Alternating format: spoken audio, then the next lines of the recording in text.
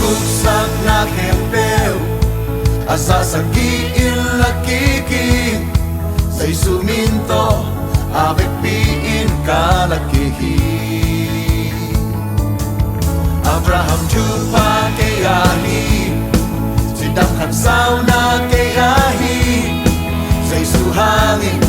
abek piin kalakihi Mai tay na lunok na swatang na Walso na daw pa'y nalotsin na Sa isuhangin Abeng pin ka nga sohi Vantung anaday nakitsin bang Kay tung anaday nalong sinsak Sa isuhangin Asasagi chupangain At ang magtag na kangapso Aluy ngay natin usyaso Sa isuhangin Kabit piin kihel sawin Aksyan napan in swang taso Kang kisam chupa kangahi Sa isuhangin Kasyan kamlua kangasawi May tay nalunok na swatang na Walso na daw pa'y nalotsin na Sa isuhangin Abet pin ka nga sohi Vantung anaday nakitsin bang Kay tung anaday nanong tsinsak Sa isuhangin Asasagi chupangain Ginamlianin kay nung bolhi Chupahong pian kamin nong liansa Mite aring chupanong bo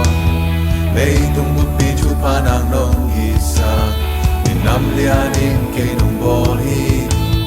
Chupahong pian kamin nong liansa Mite aring chupanong bo Lay tunggut pi chupanang nong isa Ginamlianin kay nung bolhi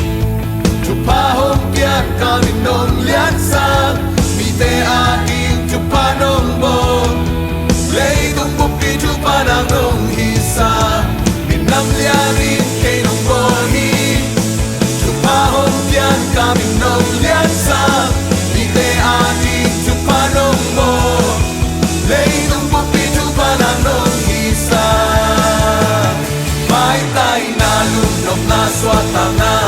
Walso na daw pa'y nalotsin na Sa isuhangin Abek pin ka nga sohi Vantung anaday nakitsin bang Kay tung anaday nanong tsinsak Sa isuhangin Asasagi chupangain Asasagi chupangangazo Asasagi chupangangazo Sa isuhangin Asasagi chupangazoin Asasagi chupangangazo Asasagi chupangangazo Sa isuhangin Asasagi chupangazoin Asasagi chupangangazo Asasagi chupangangazo Sa isuhangin Asasagi chupangazoin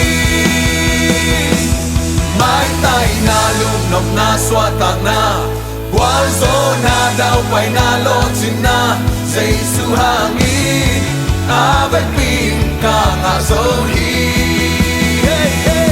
Vantung anaday nakitsin bang Kay tung anaday nanong tsinsak Sa isuhangin Asasagi chupangain May tay nalunok na swatang na Walso na daw pa'y nalotsin na Sa isuhangin Abek pin ka nga sohi Vantung anaday nakitsin bang Kay tung anaday nanong tsinsak Sa isuhangin Asasagi chupangain